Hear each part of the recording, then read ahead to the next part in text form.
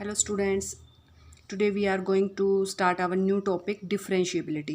After continuity differentiability जो हम start करने वाले हैं आज, ठीक है। तो सबसे पहले हमने लिमिट पढ़ा, ठीक है। उसके बाद हमने कॉन्टिन्यूटी पढ़ा और अब हमारा डिफरेंशिएबिलिटी। अब देखो हमारा डिफरेंशिएबिलिटी है क्या, इसकी डेफिनेशन को पहले हम रीड करते हैं, फिर थोड़ा इसका मीनिंग समझते हैं। और देखो, let fx be a real valued function defined on ab, let c belongs to open interval ab। यहाँ हमें कोई फंक्शन एफ एक्स गिवन है और वो रियल वैल्यूड फंक्शन है। देखो, रियल वैल्यूड फंक्शन मैंने आपको पहले भी बताया हुआ है कि रियल वैल्यूड फंक्शन कि हम चाहे इनपुट कुछ भी दें, लेकिन अगर आउटपुट हमारा एक रियल नंबर आता है तो वो जो फंक्शन होगा वो रियल वैल्यूड होगा, है ना। कि आप इनपुट चाहे कुछ दो, एक्स आपने उसको कुछ भी दिया, बट जो आपका वाई आया, जो आपका एफ एक्स आया, ठीक है ना, जब आपने उस पर फंक्शन अप्लाई किया तो हमें जो कोडोमेन यानी कि रेंज से जो एलिमेंट मिला है, ठीक है ना, रेंज कह सकते हैं, रेंज जो है उस फंक्शन की रियल होनी चाहिए, डोमेन से हमें कोई लेना देना नहीं है, ठीक है। इसका मैंने अच्छा सा एग्जांपल भी दिया है पिछली वीडियोस में, उसमें क्लियर किया हुआ है बच्चों को कि कंफ्यूजन ना हो रियल फंक्शन में और रियल वैल्यूड फंक्शन में। रियल फंक्शन में तो क्या होता है, डोमेन और रेंज दोनों ही रियल होती हैं, बट यहाँ पे क्या है, हमारी जो है आउटपुट रियल होनी चाहिए, या फिर हम बोल सकते हैं कोई रियल नंबर का सबसेट हो। नेचुरल नंबर इंटीजर्स अगर होगी, यहाँ से अगर होंगे हमारे रेंज के एलिमेंट, तो वो भी रियल ही होंगे, क्योंकि वो भी रियल का ही सबसेट है, ठीक है, नेचुरल नंबर और सेट ऑफ इंटीजर, है ना। तो अब देखो, तो हमारा फंक्शन यहाँ पे रियल वैल्यूड फंक्शन है। हम इसको डिफाइन, पहली बात तो क्या, ये फंक्शन डिफाइन होना चाहिए ओपन इंटरवल ए बी पे। डिफाइन का मतलब क्या है कि आपका जो फंक्शन है वो इस पे ऐसा ना हो कि डिफाइंड ही ना हो, एग्जिस्ट ही ना करता हो। मीन्स आप जैसे फॉर एग्जांपल मैं आपको कोई फंक्शन डिफाइन करूँ यहाँ पे x square minus two over x minus two, और मैं ये बोलूँ कि ये ना सारे रियल नंबर्स पे डिफाइंड है, तो आप मुझे ये बताओ बच्चों, अगर मैं एक्स की वैल्यू 2 पुट कर दूँ यहाँ पे, तो आप ध्यान से देखो डिनोमिनेटर जो है आपका 0 बन रहा है, वहाँ पे क्या होगा, क्या ये कोई फाइनाइट वैल्यू दे रहा है, ये तो नॉट डिफाइंड फॉर्म बन रहा है। तो पहले तो नॉट डिफाइंड फॉर्म नहीं बननी चाहिए। मैं ये यहाँ से ये बात क्लियर करना चाहती हूँ कि पहले फंक्शन डिफाइंड हो तभी तो हम उसको कंटिन्यूअस या डिफरेंशिएबल चेक करेंगे ना। अगर फंक्शन डिफाइंड ही ना होगा तो आगे वाली प्रोसेस तो फिर होनी नहीं है। तो सबसे पहले कंडीशन क्या है कि फंक्शन डिफाइन हो, आपका जो भी इंटरवल, जिस इंटरवल पे आप उसको कंटिन्यूअस या डिफरेंशिएबल आप चेक कर रहे हो, ठीक है, तो वहाँ पे पहले फंक्शन डिफाइन हो, फिर हम अपना नेक्स्ट स्टेप जो है करेंगे प्रोसीड। अब देखो यहाँ पे मुझे इस इंटरवल पे ये डिफाइन दिया था, तो मैं इस इंटरवल के अब कोई भी पॉइंट उठाऊंगी इस इंटरवल से, जैसे मैंने यहाँ पे सी कोई आर्बिट्रेरी पॉइंट उठा लिया, और अब मैं चेक करूँगी कि ये इस पॉइंट पे फंक्शन डेरिवेबल है या नहीं है, ठीक है। बट हाँ ये होना चाहिए कि इस पॉइंट पे पहले फंक्शन डिफाइंड होना चाहिए। तो फंक्शन डिफाइन है तभी हम लेके चलेंगे उसको चेक करने के लिए कि हाँ डेरिवेबल है या नहीं है, वो आगे करेंगे फिर चेक। अब देखो, डिफाइन फंक्शन हमें दिया, then F X is differentiable derivable at X equal to C. Differentiable हो या डेरिवेबल, सेम मीनिंग, ठीक है। कोई भी फंक्शन है वो एक्स इक्वल टू सी पे डिफरेंशिएबल और डेरिवेबल होगा अगर क्या होगा, if limit x tends to A F x minus F A x minus A exist final. ये क्वांटिटी अगर हमारी फाइनाइटली एग्जिस्ट कर जाती है तो हम ये बोलेंगे कि गिवन फंक्शन इज डेरिवेबल और differentiable at X equal to C, ठीक है। तो ये वाली जो क्वांटिटी है ये हमारी फाइनाइटली एग्जिस्ट करनी चाहिए, मतलब एक फाइनाइट वैल्यू हमें यहाँ से मिलनी चाहिए, ठीक है। और अगर ऐसा हो जाता है तो हम फिर ये बोलेंगे the given function is differentiable at the given point जो भी आपको दिया है। यहाँ पे जैसे x इक्वल टू ए लेते हैं, क्योंकि a दिया है ना, यहाँ पे c लेते, तो ये ए ओके, इंटरवल ए भी था इसलिए ऐसा बोला। चलो इंटरवल तो कोई भी ले लो, हम चेंज कर देते हैं यहाँ पे, चलो c रख लेते हैं, ये लो c रख देते हैं यहाँ पे। वो ए बी इंटरवल दे दिया तो वहाँ पे कंफ्यूज ना हो, अब सारे में चेंज करना पड़ेगा, यहाँ पे c कर लेंगे, ओके।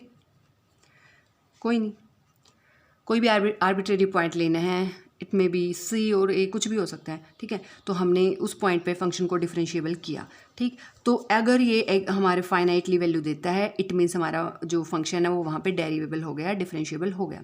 अब इसको हम जो है कैसे लिखेंगे, है ना, एक सिंबल कहते हैं ना, सिम्बॉलिकली हम इसको कैसे लिखेंगे, तो ये हमने इसका वो बना दिया एक नोटेशन कि एफ डैश सी, हम किसी भी फंक्शन के डेरिवेबल को या डिफरेंशिएशन को एफ डैश सी से, मान लो अगर हमें एफ एक्स गिवन है, then the differentiation of F x या फिर डेरिवेटिव ऑफ एफ एक्स जो होगा एफ डैश एक्स, उसको इस तरह से हम शो करेंगे, एफ डैश एक्स से हम उसको शो करेंगे, ठीक है। तो यहाँ पे हमने एफ डैश सी, क्योंकि पॉइंट हमें एक्स इक्वल टू सी पे चेक करना है, तो हमने एक्स को किससे रिप्लेस कर दिया, सी से। तो ये जो होगा ये हमारा क्या होगा, फाइनाइट, अगर एग्जिस्ट फाइनाइट करेगा तो उसका जो भी वो फाइनाइट वैल्यू आएगी, है ना, फाइनाइट, ठीक है, यहाँ से हमें फाइनाइट वैल्यू मिल गई, तो जो वो फाइनाइट वैल्यू आई है ना, वही उसका डिफरेंशिएशन होता है, वही उसका डेरिवेटिव होता है, ओके, ठीक है। तो अब ये फाइनाइटली एग्जिस्ट कब करेगी, अब बात ये आती है कि ये फाइनाइटली एग्जिस्ट कब करेगी, तो जब हमारा राइट हैंड डेरिवेटिव और ये लेफ्ट हैंड डेरिवेटिव क्या होता है, ये भी मैं आपको आगे बताऊंगी। पहले जैसे हम देखो, हमारे लिमिट वाला टॉपिक याद करो, उसमें क्या होता था, लिमिट जब एग्जिस्ट करती थी, जब हमारी लेफ्ट हैंड लिमिट और राइट हैंड लिमिट क्या हो जाती थी, इक्वल हो जाती थी। सेम प्रोसेस यहाँ पे है कि ये जो हमारे ये वाली जो क्वांटिटी है, ये जो हमने एफ डैश सी जिसको लिया है, ये कब एग्जिस्ट करेगा, ये जब एग्जिस्ट करेगा जब हमारा लेफ्ट हैंड डेरिवेटिव और राइट हैंड डेरिवेटिव इक्वल हो जाएगा, ठीक है ना। यानी कि हम जिस पॉइंट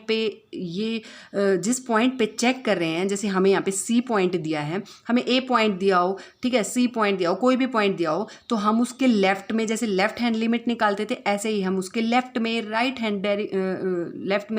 हैंड डेरिवेटिव और राइट में राइट हैंड डेरिवेटिव निकालेंगे। वही सारा प्रोसेस है कि हम उस पॉइंट के लेफ्ट में थोड़ा सा जाएंगे, राइट में थोड़ा सा जाएंगे, मतलब उसकी नेबरहुड में ही होंगे। लेफ्ट और राइट में जाने का मतलब बहुत ज़्यादा डिफरेंस नहीं, थोड़ा सा बिल्कुल उसके लेफ्ट में थोड़ा सा, कहते हैं ना कि उसमें से ये एच जो होता है बिल्कुल नेग्लिजिबल स्मॉल क्वांटिटी होती है ना, ना के बराबर, बिल्कुल होती तो है बट ना के बराबर, जितना छोटा हो सके आप अपनी उसमें सोच लो, बहुत ही छोटा, ठीक है। तो ये हम उसके लेफ्ट में और राइट में भी है उसका ये जो चेक करेंगे लेफ्ट हैंड डेरिवेटिव को, राइट हैंड डेरिवेटिव को। अगर ये हमारा फाइनाइटली एग्जिस्ट हो जाता है, ठीक है ना, हमारा फाइनाइटली एग्जिस्ट हो जाता है और दोनों इक्वल आ जाते हैं, means left hand derivative equal to right hand derivative अगर आ जाता है, तो हमारा जो है फंक्शन क्या हो जाएगा, डिफरेंशिएबल हो जाएगा, ठीक है। और अब देखते हैं, एक मिनट, ये मैंने यहाँ पे लिखा है सारा। A function F X is derivable at X equal to a if the right hand derivative and the left hand derivative at the point X equal to a exist and are equal. Exist तो करें ही करें, ठीक है, साथ में value भी equal आनी चाहिए। ऐसा ना हो कि वो भी फाइनाइटली एग्जिस्ट कर जाए, लेफ्ट हैंड डेरिवेटिव भी, राइट हैंड डेरिवेटिव भी फाइनाइटली एग्जिस्ट कर जाए, बट जब हमने वैल्यू चेक करी तो दोनों की क्या आई, डिफरेंट आई। उस टाइम पे क्या हो जाएगा, फिर वो डेरिवेबल नहीं होगा। जैसे लिमिट एग्जिस्ट करने के लिए हमें लेफ्ट हैंड लिमिट और राइट हैंड लिमिट इक्वल लेनी पड़ती थी, दोनों इक्वल उनका होना ज़रूरी था। सेम यही प्रोसेस यहाँ पे है, इन दोनों का इक्वल होना भी ज़रूरी है, ओनली एग्जिस्टेंस से काम नहीं चलेगा, ठीक है। अब देखो, अब बच्चों हम रिलेशन बिटवीन डेरिवेबिलिटी एंड कॉन्टिन्यूटी पढ़ेंगे। हमने जो है कॉन्टिन्यूटी वाला टॉपिक भी पढ़ा, फिर डेरिवेबिलिटी वाला भी पढ़ा, अब इनके बीच में क्या रिलेशन है वो पढ़ेंगे, ठीक है। तो यहाँ पे देखो, एक ये थ्योरम जो है ये हमारे एग्ज़ाम के पॉइंट ऑफ व्यू से भी काफ़ी इंपॉर्टेंट है, और इसमें हमें ये बताया गया है कि हर एक फंक्शन जो डिफरेंशिएबल है तो वो पहले कॉन्टीन्यूअस होगा, ठीक है ना। ये जो है कंडीशन, अगर फंक्शन कंटीन्यूअस नहीं है तो वो डिफरेंशिएबल बिल्कुल भी नहीं होगा। तो पहले अगर किसी फंक्शन को डिफरेंशिएबल होना है तो फर्स्ट कंडीशन क्या होनी चाहिए कि उसका कंटीन्यूअस होना ज़रूरी है, ठीक है। और इसी को हम यहाँ पे प्रूफ के थ्रू जो है देखेंगे कि हम इसको प्रूव करके दिखाएंगे। जैसे मुझे एक फंक्शन, यही है, पहले थ्योरम की स्टेटमेंट पढ़ लेते हैं हम। Every function that has a finite derivative eight A point is continuous at point. अब देखो, यही कि कोई फंक्शन जिसका फाइनाइट डेरिवेटिव एट ए पॉइंट एग्जिस्ट करता है तो वो फंक्शन कंटिन्यूअस होगा एट दैट पॉइंट। ये है हमारी थ्योरम, वही होगी। इन अदर वर्ड्स हम कह सकते हैं if a function is derivable then it is continuous, है ना, तो वो कंटिन्यूअस भी होगा। तो यहाँ पे हम देखते हैं एफ एक्स मुझे एक डेरिवेबल फंक्शन दिया है एट एक्स इक्वल टू सी पे, हमें तो show that the expression F, ये जो हमारा डेरिवेटिव वाला जो है पार्ट है कि हमारा जो डेरिवेटिव इक्वल होता था वो यही होता था, एच टेंस टू जीरो करता था, ये फाइनाइटली एग्जिस्ट करता था। इसको हम ऐसे भी लिख सकते हैं, मैंने अभी पीछे जो तुम्हें बताया था, एफ डैश सी, यानी कि सी पॉइंट पे फंक्शन का डेरिवेटिव क्या था, limit x tends to C F x minus F C X minus C, इसकी जो भी वैल्यू आएगी वो फंक्शन का डेरिवेटिव होगा, है ना, एट द पॉइंट सी। तो हम यही इसको लेके और इसको लेके क्योंकि ये चीज़ हमें गिवन है, बिकॉज फंक्शन इज़ डिफरेंशिएबल, ये गिवन है हमें, ठीक है, ये हमें गिवन है। इसकी हेल्प से हम ये बताएंगे फंक्शन इज़ द कंटिन्यूअस, ठीक है। तो यहाँ पे देखेंगे, देखो मैंने अपनी तरफ से क्या करा कि मैंने F x minus F C left side में ले लिया, F x minus F C right side में ले लिया, same quantity on both side, ठीक है ना। तो कोई फ़र्क नहीं है कि मैंने यही चीज़ लेफ्ट साइड में रखी है, वही मैंने राइट में रखी है, दोनों इक्वल है, ठीक है। अब मैंने क्या किया, मैंने जो मेरा राइट साइड में जो क्वांटिटी थी x माइनस सी से मैंने उसको डिवाइड कर दिया और x माइनस सी से ही मल्टीप्लाई कर दिया। अभी भी यहाँ पे नॉट इफेक्ट पड़े, मतलब इफेक्ट नहीं होगा यहाँ पे, है ना। जो आपकी जिस क्वांटिटी से मल्टीप्लाई किया है उसी से ही डिवाइड कर दिया, फंक्शन पे तो कोई इफेक्ट नहीं पड़ेगा। अब हमने क्या करना है, दोनों तरफ मैंने लिमिट जो है यहाँ पे अप्लाई कर दी, लेफ्ट साइड में भी और राइट साइड में भी।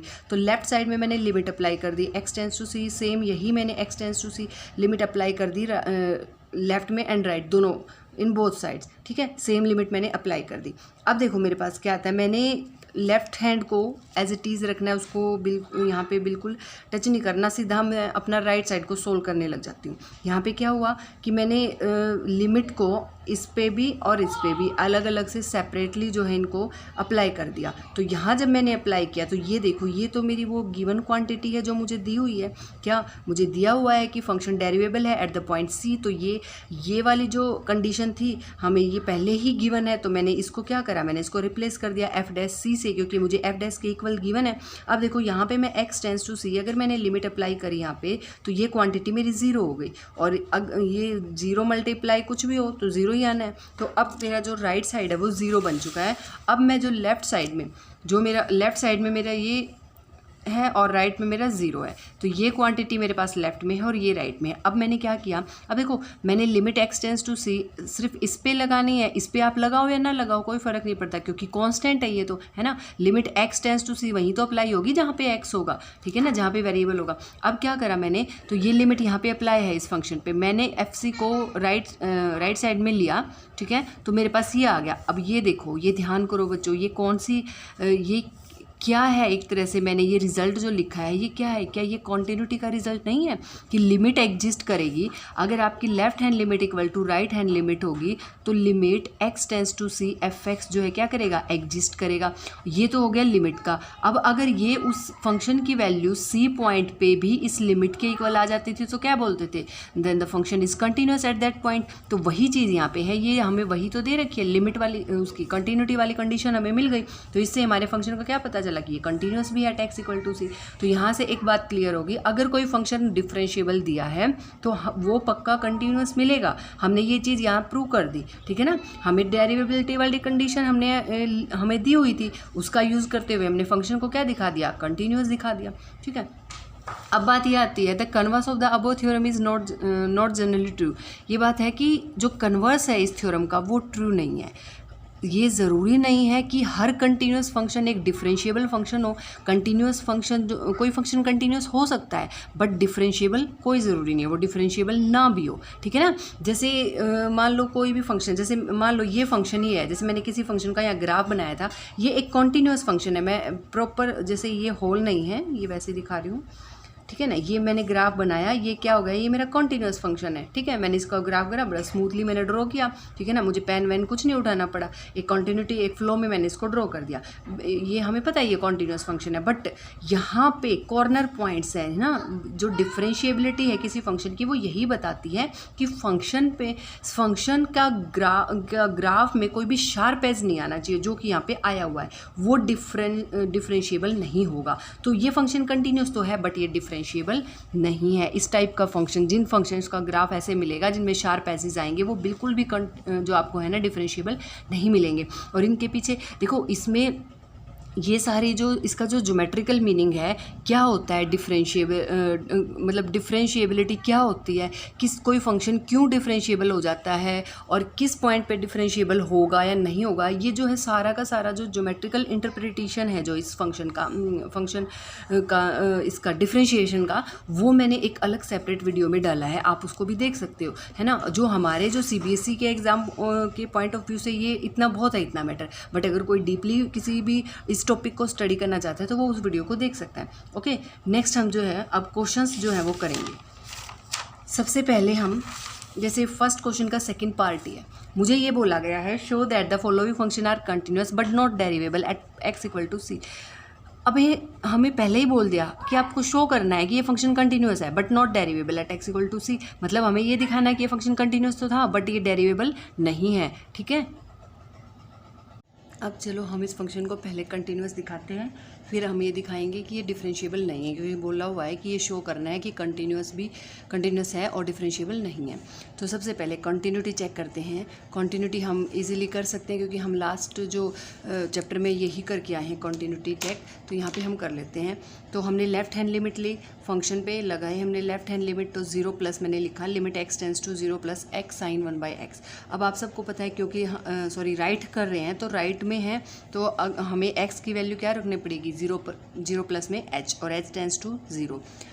सारी वही प्रोसीजर जो पूरा लास्ट चैप्टर में हम करते आए हैं। हमने जो है x को रिप्लेस कर दिया 0 प्लस h से, h tends to 0 because h is a very small quantity, और ये कितनी स्मॉल है, ये बिल्कुल 0 को अप्रोच कर रही है, इतनी स्मॉल है, 0 ना है बट फिर भी नेग्लिजिबल स्मॉल, बहुत ही छोटी क्वांटिटी है। ठीक है, तो यहाँ हमने सारी वो पीछे वाले जितने भी हमने कंडीशंस पढ़ी थी कॉन्टिन्यूटी में, क्वेश्चंस में जो हमने अप्लाई किया था वो सारा दोबारा से यहाँ पे अप्लाई कर रहे हैं।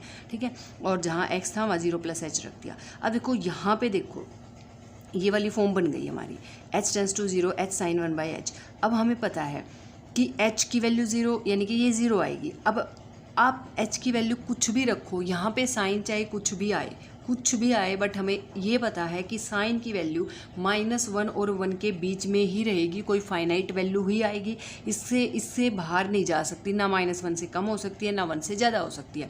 एक फाइनाइट वैल्यू मिलेगी between -1 and 1 because the value of the sine is always lies between -1 and 1। तो यहाँ से ये रिजल्ट हमारे पास आया, और अब यहाँ कोई भी फाइनाइट क्वान्टिटी अगर है तो 0 से मल्टीप्लाई होकर 0 आ जाना है। ठीक है, तो ये हमारा राइट हैंड लिमिट 0 आ गई। यहाँ से लेफ्ट हैंड लिमिट भी हमने ऐसे ही निकाली, सेम टू सेम, बस हमने x को 0 माइनस h से पुट किया और ये हमारा बन जाएगा यहाँ पे सेम यही चीज़ 0, और फिर वही साइन की वैल्यू -1 और 1 के बीच में लाई करेगी, तो उनके बीच की ही कोई फाइनाइट क्वांटिटी हमें यहाँ मिलेगी, और 0 से मल्टीप्लाई होकर हमारा लेफ्ट हैंड साइड भी जो है वो 0 हो जाएगा।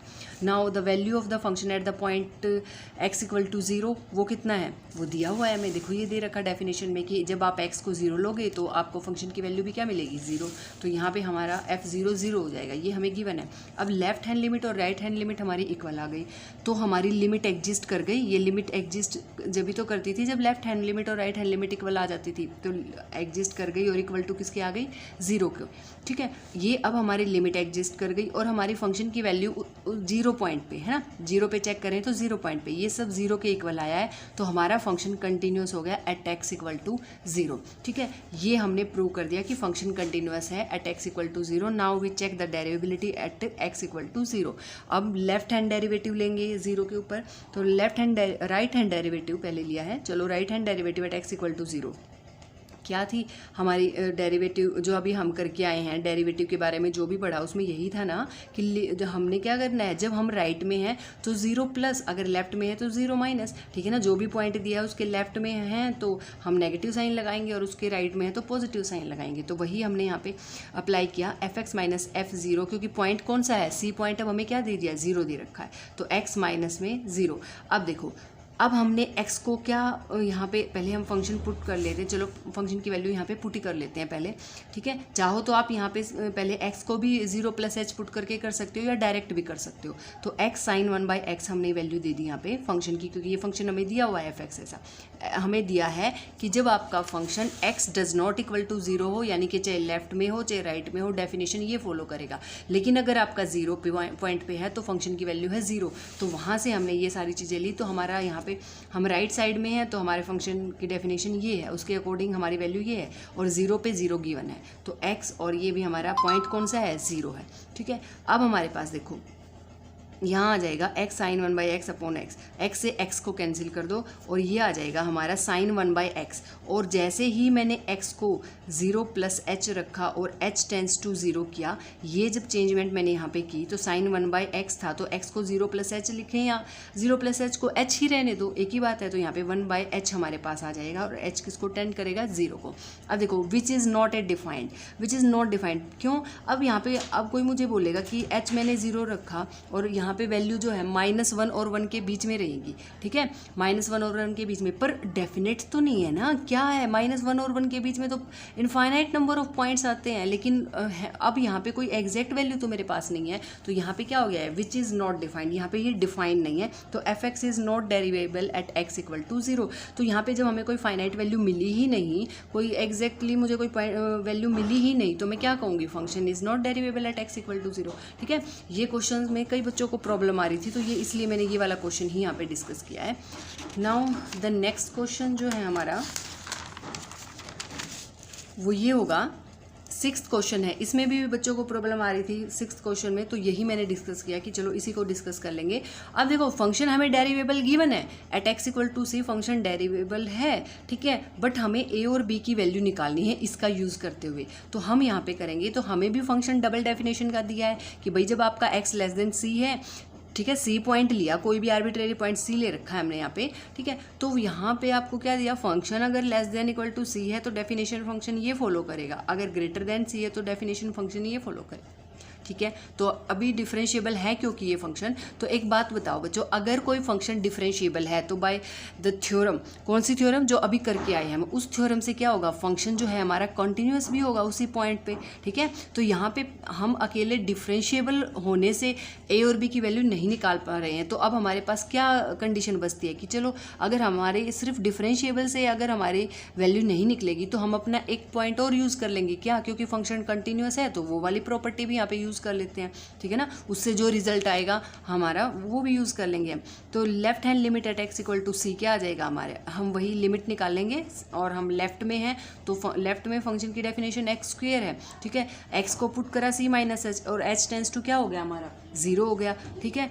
यहाँ से हमारे पास limit h tends to 0 c - h का होल स्क्वायर। अब देखो सारा कॉन्टिन्यूटी वाला टॉपिक तो तुम्हें आ रहा है अच्छे से, ठीक है, तो कॉन्टिन्यूटी वाला तो आता है, तो तुम लेफ्ट हैंड लिमिट और राइट हैंड लिमिट इजीली निकाल लोगे अब, ठीक है। तो यहाँ से हमने लेफ्ट हैंड जो हमारी वैल्यू निकली वो c² निकली, और जो हमारी राइट हैंड लिमिट निकली वो ac + में b निकला। तो अब ये क्योंकि फंक्शन डिफरेंशिएबल है तो ऑब्वियस सी बात है वो कंटिन्यूस तो होगा ही, तो यहाँ से हमारे पास c² = ac + b ये वैल्यू आ गई, लेफ्ट हैंड लिमिट और राइट हैंड लिमिट इक्वल है, तो ये वैल्यू हमारी आ गई। और ये जो रिलेशन आई है मैंने इसको फर्स्ट नाम दे दिया, 1 मैंने इक्वेशन नाम दे दिया इसको, क्योंकि इसको हम आगे यूज़ करेंगे। अब हम क्या करेंगे, लेफ्ट हैंड डेरिवेटिव और राइट हैंड डेरिवेटिव जो है वो फाइंड करेंगे। तो left hand derivative at x = c हमने यहाँ पे फाइंड करना है, तो यहाँ पे हम डेरिवेटिव, अपना डेरिवेटिव जो लेफ्ट हैंड डेरिवेटिव है उसमें अप्लाई करते हैं, भाई लेफ्ट में है तो c नेगेटिव लिखा, ठीक है, और हम अपनी एफ एक्स जो है लेफ्ट में वही क्या पहले लिख लेते हैं, चलो x जो है यहाँ पे मैंने क्या कर दिया, c - h पुट कर दिया और h टेंस टू 0।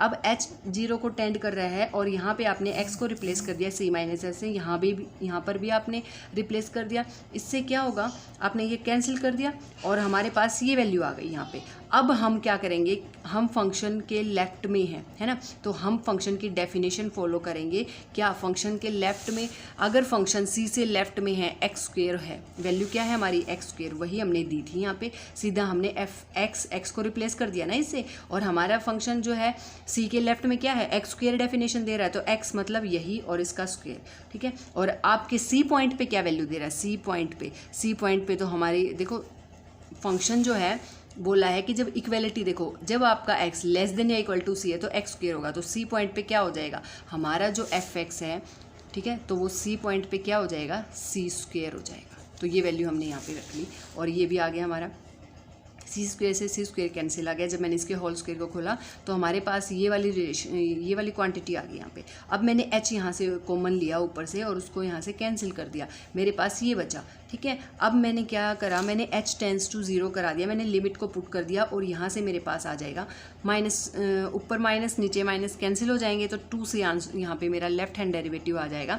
इसी तरह से अब मुझे r यानी कि right hand derivative at x = c निकालना है, ठीक है। राइट में है तो c प्लस ले लेना है और जहाँ भी x है वहाँ पे क्या लिख देना है, c + h। उसी को देखो मैंने यहाँ पे लिखा है c + h, ठीक है। यहाँ पे अब जो डेफिनेशन थी फंक्शन की उसके अकॉर्डिंग जब हम फंक्शन x जो है आपका जो x है वो c से ग्रेटर लेते हैं, इस पॉइंट से अगर ग्रेटर लेते हैं, राइट में है, तो हमारा जो डेफिनेशन क्या फॉलो करेंगे, ये था ax प्लस बी, तो x की वैल्यू मैंने c प्लस एच रखी, तो ये आ गया मेरा यहाँ पर। ठीक है, अब देखो बच्चों यहाँ पे इसको मैंने खोल दिया ब्रैकेट से। अब मैंने क्या करना है, जो वन बाय यूजिंग वन क्या था मेरा, वन रिलेशन ये थी ना, वन रिलेशन थी मेरी ए सी प्लस में बी। देखो पीछे अभी मैंने जिसको इक्वेशन 1 नाम दिया था वो ए सी प्लस में B equal to C square था, तो ये मेरा ए सी है और ये मेरा बी है। क्या ए सी प्लस बी को मैं सी स्क्वेयर से रिप्लेस कर दूँ, यही मैंने यहाँ पे रिप्लेस किया है और मेरा यहाँ से आ जाएगा सी स्क्वेयर से सी स्क्वेयर कैंसिल हो जाएगा, ए एच अपॉन एच, तो ये मेरा आ जाएगा ए।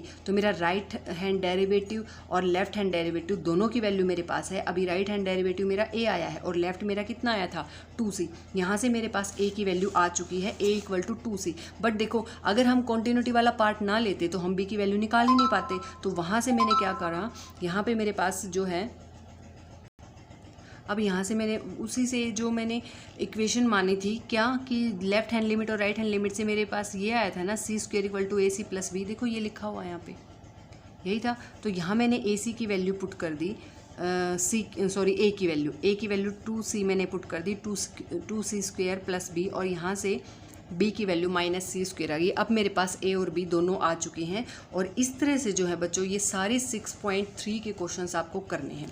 ठीक है, और एक मोड वाला क्वेश्चन भी मैं आपको करवा देती हूँ। मोड वाले क्वेश्चंस भी दिए हैं क्योंकि मॉडुलस जो फंक्शन होते हैं ना वो कभी भी डिफरेंशिएबल नहीं होते। ये देखो मैंने एक मॉडुलस फंक्शन लिया है, मोड वाले क्वेश्चन।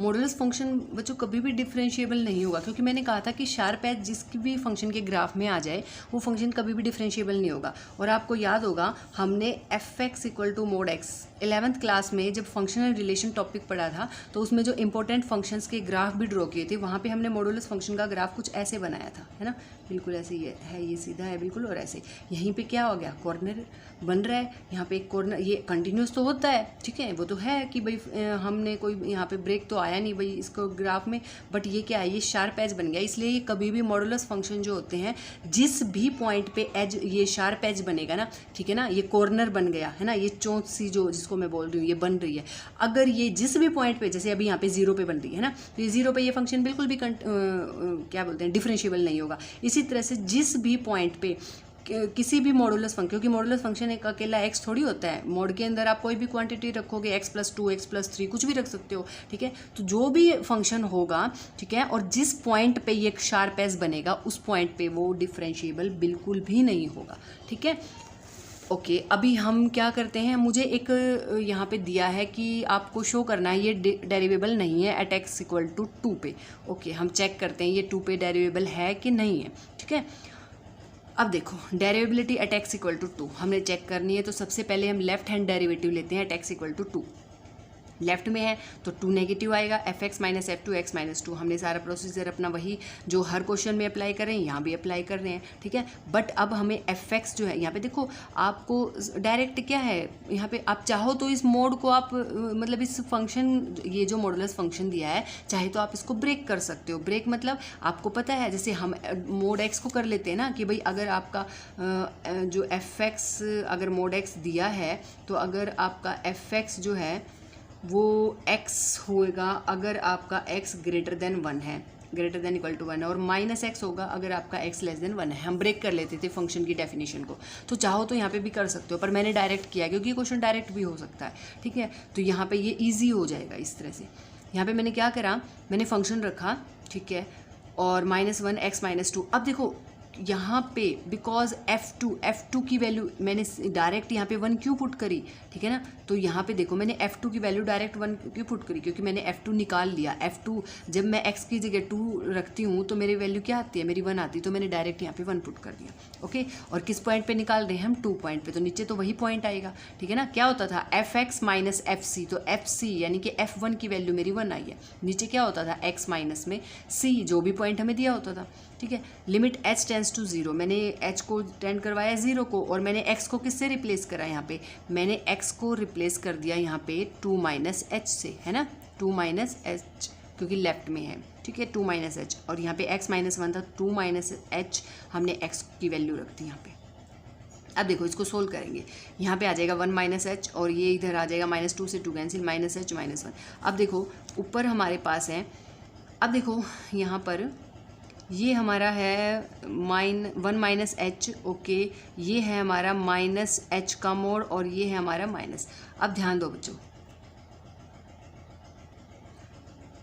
माइनस एच है तो आपको पता है मोड का काम क्या होता है, नेगेटिव को पॉजिटिव बना देगा वो, है ना। डायरेक्टली कैसे याद कर सकते हैं, नेगेटिव को पॉजिटिव बना देगा वो। तो ये इस नेगेटिव को क्या करेगा, ख़त्म करेगा एक तरह से। यहाँ पे मुझे एच मिलेगा -1 एज इट इज़। अब बात आती है यहाँ पे मोड मैंने 1 माइनस एच पे क्यों रख दिया। अब आप सबको पता है एच जो है बहुत ही छोटी क्वांटिटी है, बिल्कुल ज़ीरो को अप्रोच कर रही है। तो अब कोई भी क्वांटिटी है, अगर मैं तो 1 में से अगर मैं एच को माइनस करूँगी तो ये तो बहुत छोटी क्वांटिटी है। 1 में से माइनस करेंगे, नेगेटिव तो कभी भी नहीं आ सकता, ये 1 से बड़ी थोड़ी ना है एच। तो क्या होगा, यहाँ पे पॉजिटिव ही होगा। और पॉजिटिव जब होता है तो मॉडुलस फंक्शन क्या कहता है, मॉडुलस फंक्शन यही तो कहता है कि अगर आप जो है वैल्यू अगर यहाँ पे, जैसे यहाँ पे मैंने 1 लिख दिया, क्या ओहो 0 लिखना था, यहाँ पे 0 लिखना था, गलती से 1 लिख दिया। मॉडुलस फंक्शन क्या कहता है कि जब भी, जैसे मान लो यहाँ पे आप x ग्रेटर देन 0 लोगे तो पॉजिटिव ही वैल्यू आनी है, पॉजिटिव को पॉजिटिव ही रहने देगा। मोड 2 है तो 2 ही आएगा। अगर आपने x को लेस देन 0 लिया, अगर आपने x को नेगेटिव लिया तो क्या हो जाएगा, मान लो x की वैल्यू 2 थी, आपने नेगेटिव ली, x की वैल्यू 2 नेगेटिव ली आपने, तो ये फंक्शन का काम क्या है, ये फंक्शन नेगेटिव का नेगेटिव कर देता है। यानी कि x अगर आपने नेगेटिव लिया तो उसका नेगेटिव आउटपुट देगा। अगर आपने इनपुट नेगेटिव दिया कोई भी नंबर तो आउटपुट में उसका नेगेटिव मिलेगा। अब किसी नेगेटिव नंबर का किसी भी नेगेटिव नंबर का नेगेटिव क्या मिलेगा, पॉजिटिव मिलेगा, ठीक है। तो ये यहाँ पे क्या मिलेगा आपको, पॉजिटिव मिलेगा। तो ये वाली क्वांटिटी पॉजिटिव ही रहनी है, क्योंकि यहाँ पे क्या होगा 1 माइनस में एच, एच तो बहुत छोटी क्वांटिटी है, 1 से ये पॉजिटिव ही है तो पॉजिटिव को तो पॉजिटिव ही देगा एज इट इज़। तो अब मैंने यहाँ पे क्या करा, अब देखो यहाँ पे 1 से 1 कैंसिल कर दिया, अब h से h कैंसिल, ऊपर तो 0, 0 बाय h क्या हो जाएगा, 0 ही हो जाएगा। तो हमारा लेफ्ट हैंड डेरिवेटिव क्या आ गया, 0। अब हम राइट हैंड डेरिवेटिव की तरफ चलते हैं। यहाँ पे देखो limit x tends to 2 plus fx minus f2x minus 2। यहाँ पे देखो आप जब आप लेफ्ट में हो तो आपने सेम सारा वही प्रोसीजर किया है यहाँ पे। अब आगे देखते हैं, यहाँ पे x को रिप्लेस कर दिया 2 प्लस h से, और यहाँ पे भी, ठीक है। अब हमारे पास देखते हैं, मैंने इसको इससे कैंसिल कर दिया, यहाँ पे h पॉजिटिव है तो पॉजिटिव ही दे दिया, अब ये भी पॉजिटिव आएगा। अब 1 प्लस h कोई यहाँ पे भी कोई पॉजिटिव क्वांटिटी आनी है तो ये सारा पॉजिटिव रहेगा आपके पास। 1 से 1 कैंसिल हो जाना है यहाँ पर भी, ठीक है। अब देखो यहाँ पे h और h कितना हो जाएगा, 2h, h बाय ये h से h कैंसिल और मेरा 2 आ गया। अब देखो लेफ्ट हैंड डेरिवेटिव और right hand derivative at x equal to 2 is not equal, है ना, कोई भी इक्वल नहीं है। तो यहाँ पे क्या होगा, hence fx is not derivable at x equal to 2, ये डिफरेंशिएबल नहीं होगा यहाँ पे, ठीक है। अगर किसी को इन फंक्शंस के बारे में, ग्राफ्स के बारे में थोड़ा सा जो हमारा 11th वाला पोर्शन अगर देखना है तो वो भी मैंने वीडियो डाली हुई है, आप उसको देख सकते हो 11th क्लास वाली वीडियोज़ में, रिलेशन एंड फंक्शन की। यहाँ पे बच्चों 0 आना है, ये बाय मिस्टेक जो है मैंने यहाँ पे 1 कर दिया था, ओके। तो इस तरह से जो है हमने सारे क्वेश्चंस करने हैं अपने, और फिर अब जो नेक्स्ट टॉपिक हमारा स्टार्ट होगा वो डिफ्रेंशिएशन का होगा।